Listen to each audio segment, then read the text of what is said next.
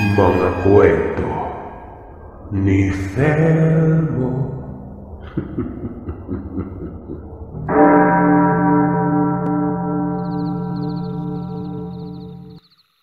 Tawagin niyo na lamang po ako sa pangalang Ana.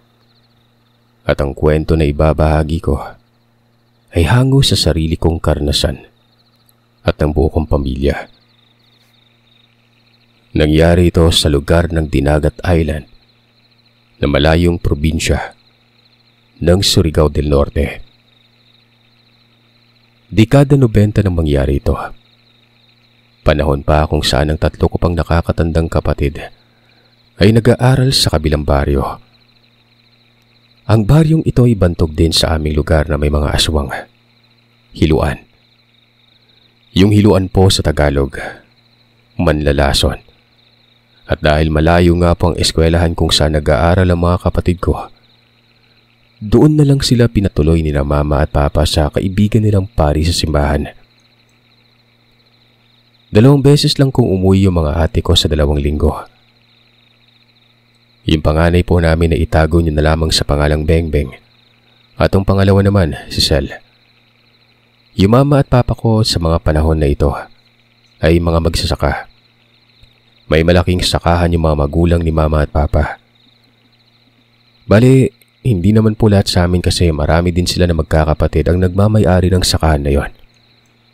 Yung parte lang namin yung sinasaka nila mama at papa. Kasama ang mga kapatid ko pag walang pasok. Masukal at napakayabong pa yung mga kahoy sa daraanan ng mga panahon na yon.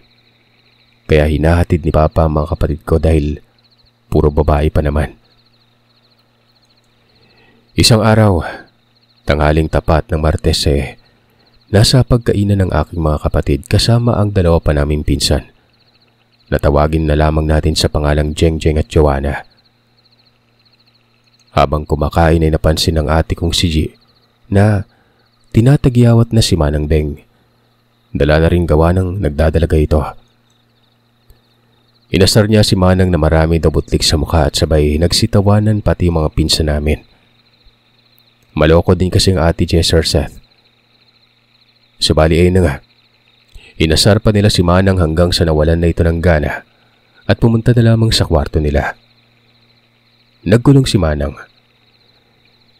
Si Manang kasi ay tahimik lang. Kikibo lamang ito pag kinakausap mo o yung inuunahan mo. Mahihain din ito. At bukod dun, meron siyang kakaiba o natural na kulay brown na buhok at mata na mas lalong nagpaputi sa kanya. Maganda ito. Di po sa pagmamalabis pero totoo yan. Matangkad din at balingkinita ng katawan. Dahil sa tampo ni Manang ay mas pinili niya na lamang magkulong sa kwarto. Habang sa pagkainan naman, nagkakatuwaan pa rin yung 2 kong kapatid kasama ang 2 ko ding pinsan. Maya-maya ay bigla na lamang silang nakarinig ng kalabog. Nagkatinginan pa sila sa gulat at dali-daling pumasok sa kwarto kung saan nila narinig ang kalabog na yon. Doon ay nakita nilang umuuga yung aparador sa may sulok. Hindi kalayuan sa may kama. Katabi ng bintana yon. Nagulat sila gawa ng umuuga yun na walang gumagalaw. Hindi katagalan ay huminto din naman yon kaya kahit natakot napagdesisyonan pa rin nila na lapitan si Manang na kasalukuyang nakatulala at nakaharap sa bintana. Diretso ang tingin nito sa labas at hindi umiimik. Doon kasi sa mismong tapat ng bintana, may isang malaking puno ng mangga doon.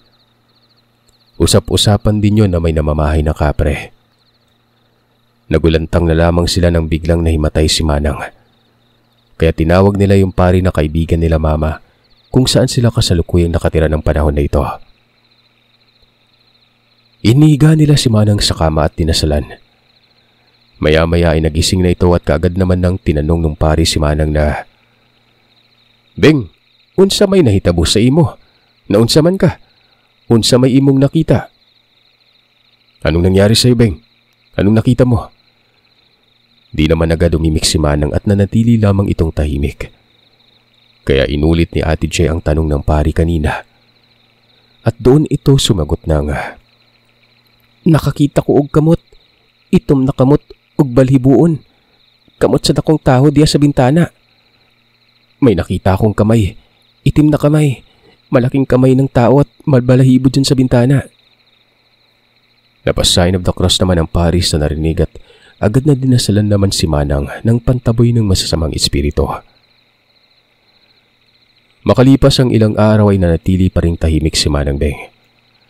Kahit kausapin ito ay hindi umiimik o sumasagot man lang. Hindi na rin ito kumakain at naliligo. Nagtaka sila noon dahil kilala ni Ate G at Ate Sel si Manang Beng na maarte sa katawan. Nakakapangduda din ang katahimikan niya. Kaya napagdesisyonan na lang nila na iuwi na muna si Manang Beng sa bahay at hinatid sila ng pari noon. At doon ay nalaman agad nila Papa na baka nabuyagan o nausog si Manang. Nagpatawag naman sila ng mangluluya noon o isang uri ng mantatawas.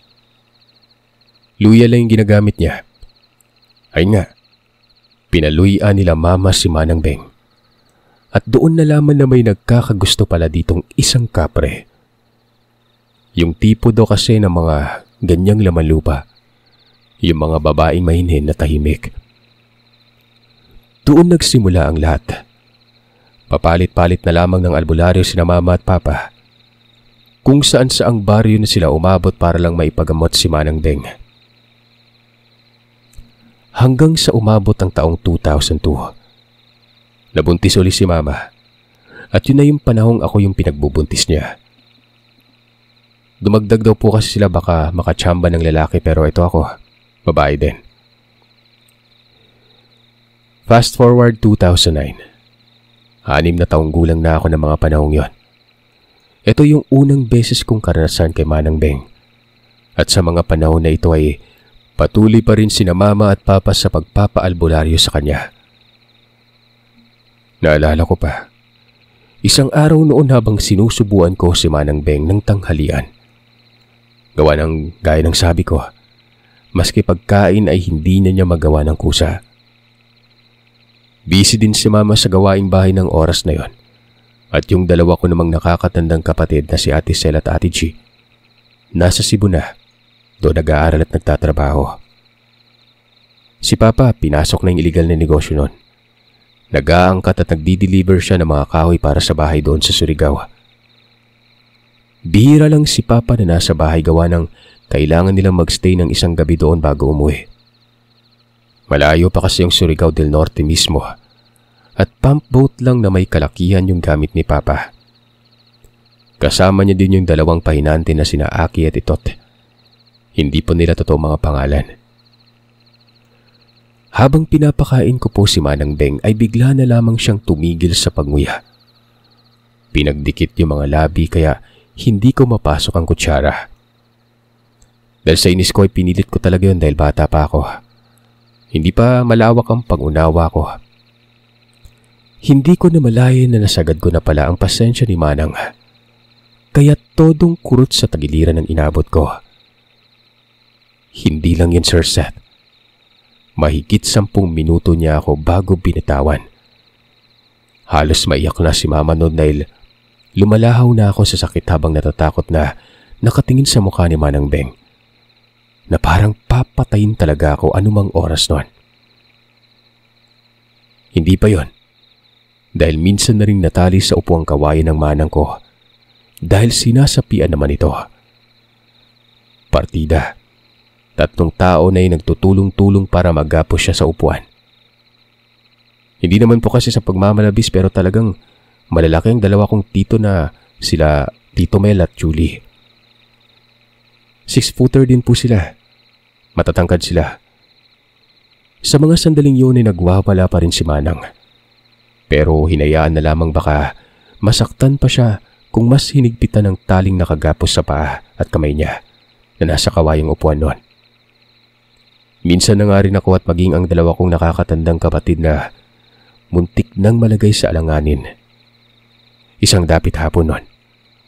Habang nakatambay kami sa kwarto naming magkakapatid, nasa lapag, gawa ng nasa kama si Manang. habang naghaharutan kaming tatlo nila Ate G at Sel. Nilalagyan nila ng kolorete ako, Sir Seth. Panay pang sigaw ko dahil nakikita ko sa salamin kabaliktaran ng words na maganda. In short, na mukha akong clown sa perya. Dahil na rin siguro sa ingay ay nagulat kami nang biglang tumayo si Manang. Doon siya dumaan sa kabilang pintuan sa may dulo ng kwarto na yung pinto na yun ay rekta na hanggang kusina. Nagulat na lamang kami nang magdasal ito. Nag-sign of the cross habang may hawak-hawak na patalim. Akmang susugod na sa amin habang nakataas yung kamay niyang may hawak nun. Kaya aligaga at panay iyakan yung mga kapatid ko. Sabay takbo sa sulok ng kwarto na yon. At nang mahuli nilang kamay ni Manang ay pinigilan nila ito. Habang ako naman, nagtatatakbo sa labas ng bahay kung nasaan sina Mama at Papa. Kausap ang mga kapitbahay namin. Mabuti na lang at kumalma ulit si Manang at nakuha ni Papa ang kutsilyong hawak niya. Nang sumunod na araw ay ginapos nila Papa ang paa ni Manang sa uri ng kahoy na duldol. Isa itong uri ng kahoy na makapal at binutasan sa gitna na kasya ng isang paa. Parang binartolina si Manang noon. Nasa taong 2010 po na mangyari ang lahat ng ito. At labag din po sa kalooban ng mga magulang ko ang mga ginagawa nila pero yun lamang po kasi ang paraan na meron sa mga panahong yon. Siyempre wala namang mga magulang ang humihingi ng ikakasakit ng anak, diba? Nagtagal yun ng 2 araw. Dahil naawa ang mga magulang ko sa kanya. Kaya inalis na nilang duldol na nagsilbing gapos sa Manang Bengbeng ko. Kalmado naman ito pero pagkaraan ng dapit hapon, habang nagluluto si Mama, nilapitan siya ni Manang sabay hablot ng kamay ni Mama at kinagat ang hinlalaking daliri ni Mama nun. Nagdurugo yun ng sobra dahil halos 1 oras bago bitawan ni Manang ang hinlalaki ni Mama. Dali-daling lumapit naman ang tiya ko kay Mama na nakita ang lahat ng nangyari. Naroroon lamang si Manang sa isang sulok ng kusina pagkatapos nun. Dinala ni tita si Mama sa labas nun para lagyan ng gamot yung kuko niya. Bumakat talaga yung ngipin nun at halos makita na rin yung buto sa lalim ng kagat ni Manang. Kaya nang makauwi si Papa galing trabaho nun, agad itong nagpatawag ng isa ding kilalang albularyo sa katabing barangay. Legazpi ang tawag sa lugar na ito. Hindi po Albay, pero Legazpi ng dinagat. Tawagin na lamang natin ang albularyo na ito na Tatay Dodong. Nang tinawas na ni Tatay Dodong si Manang, agad nitong sinabi na kailangan daw gumawa ng alay at dasal para sa engkanto. Naengkanto daw si Manang Bengbeng at di lang isa, kundi 2 umano ang may gusto sa kanya. Isang engkantong puti at kapring itim. Nag-aagawan daw ang mga ito sa pagkuha kay Manang. Kaya kailangan daw mag-alay o maghalad kung tawagin sa amin. Sa kabilugan ng buwan ay kailangan mag-alay ng 2 baboy. 4 na itim na manok. Yun daw ang hinihingi ng mga gumagambala kay Manang Bengbeng noon. Dumating ang kabilugan ng buwan. Inihaw na nila Papa ang 2 sa alaga naming baboy dahil may pigiri din kami ng mga panahon na ito. 2 buong baboy kasama ng lamang loob. 4 na kinatay na itim na manok. Mga itlog, kulafu, sigarilyo at candy. Yun po lahat ang hinalad na nasa lamesa. Habang naghahanda ng dasal na tinatawag ng albularyong Pangaliya, yung 2 kasamang babae ni Tatay Dodong ay nagsiga ng apoy sa mismong labas ng bahay na kinasisinaga ng buwan. Si Manang naman ay nasa upuan lang sa harap ng mesa habang inaalalayan ni Papa. Nagsimulang magdasal ang albularyo ng tahimik hanggang palakas ito ng palakas at umapak ito sa nagbabagang apoy na ginawa ng 2 babae kanina. Takot na takot pa nga ako ng panahon na ito, Sir Seth, dahil baka masakit at napapaso na yung paa ng albularyo doon. Pero sabi naman ni Tatay Dudong, malamig daw yung apoy. Para lang daw siyang nakayapak sa buhanginan. Palakas ng palakas sa mga dasal ng albularyo na hindi ko maintindihan dahil na rin siguro sa ibang salita ito at masyado pa akong bata ng panahon na yon. Naroroon yung dumidila si Tatay Dodong, nakikiusap at tumiiyak. Minsan ay nagagalit.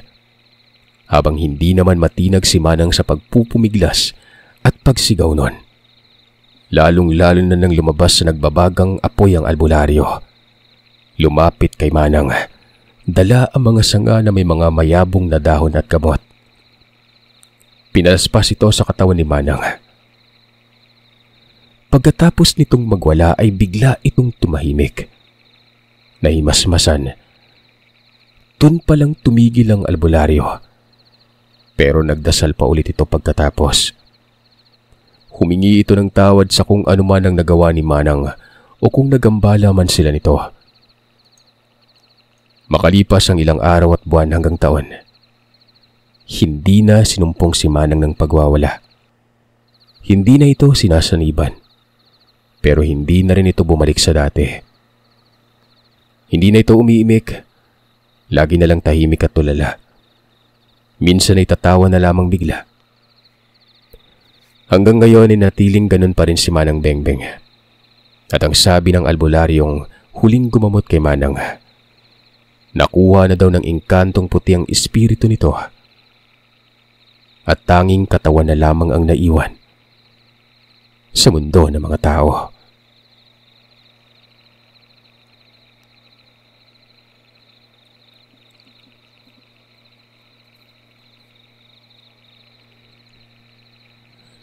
Nais ko lamang pong ibahagi ang aking karanasan tungkol sa sleep paralysis o tinatawag na bangungot. Itago niyo na lamang po ako sa pangalang Jay. 22 taong gulang ngayon. Nangyari ito 2 taon na ang nakaraan. Mahilig ako mag-gym tuwing gabi dahil nakasanayan ko na at wala nang iba pang gagawin pagkatapos kundi kumain at matulog. So ayun na nga. Nag-gym ako as usual. Nung gabing mangyari ang aking karanasan, pagkatapos ay umuwi ako ng bahay, kumain na ligo, nagpahinga habang nagsiscroll sa cellphone. Bandang 12:00 ng gabi nang hindi ko na kinaya ang antok na dala ng pagod. Hindi ko na malayang nakatulog na pala ako noon. Napakasarap ng tulog ko. Napakaimbing. Sa kalaliman ng tulog ko ay bigla akong nagising. Pagkagising ko, nakatayo na ako sa loob ng aming banyo. Naguguluhan ako kung bakit naroroon ako. Pagtingin ko sa bintana ng banyo namin, nagulantang ako sa nakita nun. May mapupulang mata na parang nagbabaga ang nakasilip sa akin. Yung pagkabula at parang pagbabaga nito, merong itim sa gitna. Nagdasal ako ng Ama Namin, Aba Ginoong Maria, at yung Saint Benedict's Exorcism Prayer. Hirap na hirap akong bigkasin ang bawat salita ni tila ba hindi mabigkas ng aking dila at tila ba nawawala sa utak ko noon. Samantalang kabisado ko ang mga dasal na ito. Nang matapos ko ng madasal ng maayos sa mga prayers, doon ko na-realize na nananaginip pala ako. Pagkapikit ko ay nagising na ako noon. Pero pagdilat ko ng aking mata, laking pagkagulat ko dahil nagising ako sa garahe namin. Napakadilim. Nang biglang nakita ko na maraming pulang mata. Tumpukan yon. Yung kala mo ay ubas na napakarami. Lahat ng mga mata nakatingin sa akin. Muli akong nabalot ng takot. Sinimulan kong muling manalangin ng Ama Namin, Aba Ginoong Maria at Saint Benedict's Exorcism Prayer. Habang nagdadasal ako, nakita kong unti-unting gumagalaw papalapit sa akin ang 3 pares na mga mata. Nung makapag-adjust na ang paningin ko sa dilim, unti-unti nang papalapit ang mga mata na yon. At nakita ko ang kabuuan ng figura ng 3 pares na mga mata. Payat, napakaitim na parang purong itim lang. Kasing itim ng grasa ang kulay ng 3 figura. Mapapayat, mahaba ang kamay at paa. Matutulis ang mahabang kuko. Nang nakalapit na sila sa akin ay napayuko na lamang ako at napaluhod doon. Dahan-dahan nilang inilapat ang kanilang mga kamay sa aking uluhan na para bang dudumugin nila ako. Muli, napagtanto ko na isa itong panaginip. Pumikit ulit ako noon. At ito, ang pinaka nakakatakot kong naranasan. Nagising ako pero ang aking katawan ay nakahiga. Mahimbing ang tulog sa higaan. Nakapikit ang mga mata ko pero kitang-kita ko yung paligid noon. Kasama na ang buo kong katawan. Mahimbing ang pagkakatulog na para bang yung kaluluwa ko yung humiwalay sa katawan ko na yon. Maya-maya ay sa papasok ng aking kwarto, may nakita akong babae. Nakakapandig balahibo ang kanyang itsura. Hubot-hubad. Ang kulay ng balat niya ay may pagkaabo na maitim. Ang mga kuko niya ay mahaba-haba. Ang maitim at makapal niyang buhok ay abot hanggang bewang. Ang mukha niya ay malabo pero makikita na ang kanyang mata ay napakaitim nun. Nakangiti ito. Dahan-dahan siyang naglalakad papalapit sa aking katawan. Rinig na rinig at ramdam na ramdam ng pisikal kong katawan ang kanyang mga yabag nun. Habang papalapit siya sa akin ay nabalot na ako ng takot at hindi ko na naalala pang magdasal. Ramdam kong naninigas ang aking katawan. Nang makalapit ito sa akin ay pinatungan niya ako sa dibdib. Hindi ako makahinga. Ramdam ng pisikal kong katawan na hindi ako makahinga nun. Sinakal niya pa ako habang nakangiti. At ang kanyang mahabang buhok ay halos matabunan na yung mukha niya. Gustuhin ko mang manlaban. Hindi ko maigalaw ang aking katawan. Ang tangi ko lang nagawa ay maramdaman kung paano ako mahirapang huminga sa pagkakasakal at pagkakapatong niya sa akin noon. Sinubukan kong sumigaw ng malakas pero ungol lamang ang lumabas sa bibig ko. Maya-maya pa ay nakita ko ang ate ko na pumasok sa aking kwarto. May dalang bote. Hinampas niya yung babaeng nakapatong sa akin. At ito ang nakakamanghang nangyari, Sir Seth. Pagkahampas niya ng bote sa ulo ng babaeng itim, doon ako nagising. Etong pagkakataon na ito, totoong nagising na talaga ako. Alam niyo kung bakit?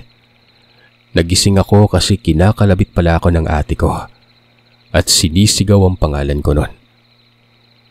Nagulat ako sa pangyayari. Tinanong niya ako kung ako raw ba ay nananaginip dahil narinig niya umano akong umuungol at pinunta niya ako sa kwarto para gisingin.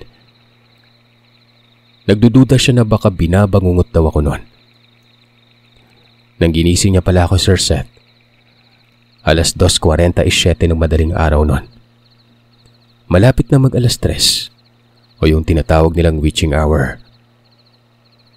Swerte ko na lamang at gising pa ang aking ate ng mga oras na yon. Napaisip ako na paano na lang kaya kung hindi ko pinilit na sumigaw o umungol o kung tulog ng ate ko. Hindi ko alam kung ano ang mangyayari sa akin. Sa sobrang takot ko ay hindi na ako nakatulog pa. Nagpatugtog ako ng worship song sa aking cellphone hanggang sa sumikat na ang araw bago ako natulog muli. Isa ng linggo rin akong natatakot na matulog sa gabi dahil natatakot ako na baka maulit ang pangyayari. Hanggang sa lumipas sa maraming araw at nakalimutan ko ng lahat. Simula noon ay tuwing bago ako matulog ay lagi na ako nagpapatugtog ng worship song at nananalangin ako ng mas mataimtim para sa proteksyon. Backstory, Sir Seth. Yung mga mapupulang mata na nakita ko sa bintana ng banyo sa panaginip ko. Nakita na rin ng nobyo ng ate ko noon. Nung minsang gumamit siya ng banyo ng gabi. Sa ngayon ay hindi na muli nangyari sa akin ang karanasan kong ito. At sana ay hindi na muli mangyari pa. Sa lahat, ugaliin po nating magdasal bago matulog. Dahil ang ating katawan ay nasa pinakamahinang estado kapag tulog tayo. Maraming hindi nakikitang nilalang ang malakasang trip at kung minsan ay nagnanais pa namang agaw ng pisikal na katawan.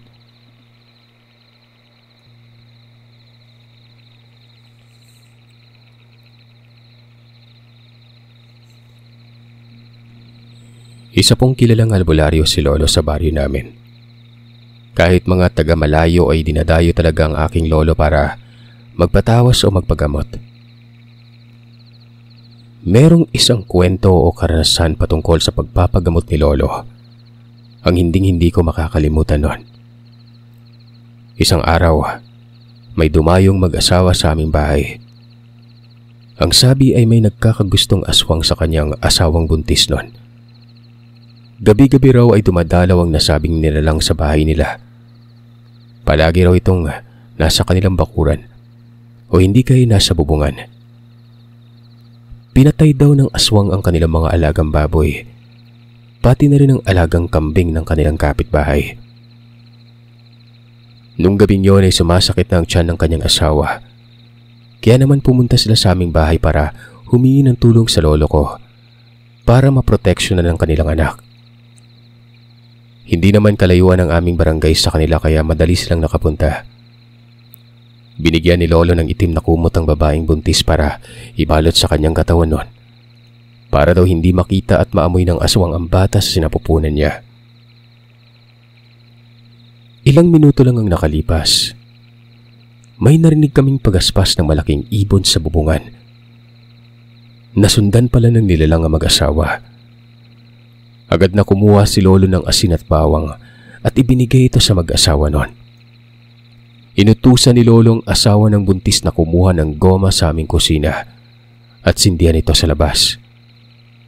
Ako naman ay nasa tabi lang ng buntis na babae. Takot na takot din. Nagdasal kami ng buntis dahil sinabihan kami ng lolo ko. Inilabas ni Lolo ang kanyang buntot pagi. At agad siyang lumabas ng bahay kasamang asawa ng buntis noon. Napakalakas ng pagaspas ng ibon sa aming bubungan. May malaking siwang ang aming bahay sa may bubong dahil gawa lamang ito sa kawayan at nipa. Nakita ko ang itsura ng mabangis na nilalang. Isa itong malaking ibon na nakakatakot ang itsura. Para itong lumilipad na baboy ramo. Kulay pula ang mata. At ang daming laway na tumutulo galing sa kanyang bibig. Hindi ko alam kung anong nangyayari sa labas basta bigla na lamang humiyaw ang nilalang at umalis doon sa may siwang. Nagkalat sa paligid ang amoy ng nasusunog na goma.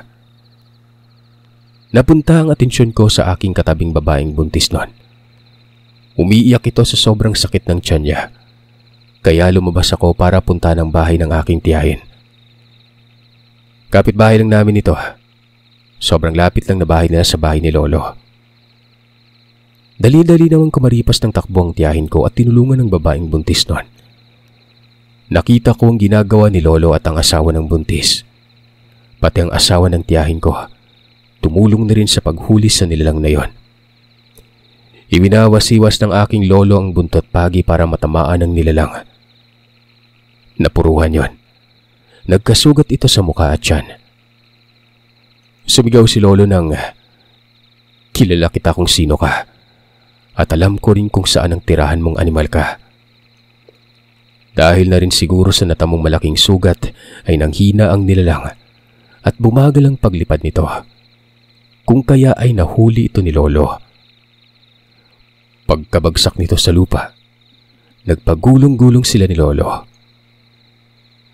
Doon ay biglang nag-anyong tao ang nilalang pero hindi nagbago yung mukha niya. Kitang-kita ng dalawang mata ko na may dinudukot ang lolo ko sa maselang bahagi ng nilalang na ito. Hindi nagtagal, nakuha niyang isang maliit na bote. Pagkakuha nun ni Lolo, gumapang palayo ang nilalang papunta sa mga kakahuyan. Nawala sa paningin namin ang aswang na yon. Dali-dali akong lumapit kay Lolo. Hawak-hawak niya ang maliit na bote na kinuha niya mula sa aswang na yon. Maya-maya pa, nakarinig kami ng sigaw ng babae. Agad kaming tumakbo sa loob ng bahay at nakitang pinapaanak ng aking tiyahin ng babaeng buntis nun. Nung nakaraos ay agad namang nagpasalamat ang mag-asawa sa aking lolo at sa aking tiyahin. Tinanong ko ang aking lolo kung ano ang gagawin niya sa maliit na bote. Sabi niya, laan na daw ito ng aswang. Itatapon niya daw ang laman nito para mas lalong manghina ang nilalang na yon. Sa mga sumunod na araw, Sir Seth, merong ginang na pumunta sa bahay. Humihingi ito ng tawad dahil sa ginawa ng kanyang anak noon. Ibinalita niya rin sa amin ang biglaang pagpanaw ng kanyang anak.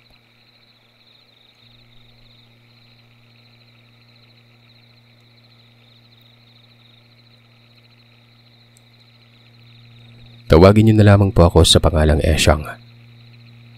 Grade 6 ako nung nagsimula akong makaramdam at makakita ng hindi inaasahan. Dalawang bahay po kasang tinutuluyan ko dati dahil magkatabi ang bahay namin at bahay ng lola ko na medyo may kalakihan din ng konti kaysa sa bahay namin noon. Sa bahay ng lola ko ang nakatira doon ay yung asawa ng auntie ko, yung nag-iisa nilang anak at yung lola ko. Pero madalas po kasi nawala yung asawa ng auntie ko kaya doon po ako tumutuloy minsan para samahan si lola at ang pinsan kong pangalanan na lamang nating Karen. Isang araw nun, napag-isipan namin maglaro ng tagutaguan ng mga medyo may kadiliman na sa paligid. At dahil malawak naman ang aming bakuran, maganda maglaro sa bakuran ng lola ko. Bale ang kalaro ko noon ay yung kapitbahay namin na ang pangalan ay Jemeline. Ang pinsan kong si Karen at ang isa kong kapatid na lalaki na tawagin niya na lamang na Dagul. Ako ang taya nun, kaya inumpisan ko ng kantahin ng tagutaguan, maliwanag ang buwan. Hanggang sa umabot na ng 10 ang aking bilang nang mag-umpisa na ako maghanap. Nung una ay masaya pa naman ang aking paghahanap. Hanggang sa umabot ako sa loob ng kwarto ng aking auntie para hanapin ang pinsan kong si Karen. Nang may naaninag akong itim na anino. Akala ko ito yung pinsan ko kaya pumasok ako sa loob ng kwarto noon. Laking pagtataka ko nang walang tao dito pero ay nga, hindi ko nilang pinansin dahil wala pa naman akong alam sa mga ganitong karanasan noon. Kaya nagpatuloy lang akong maghanap at lumabas ng kwarto.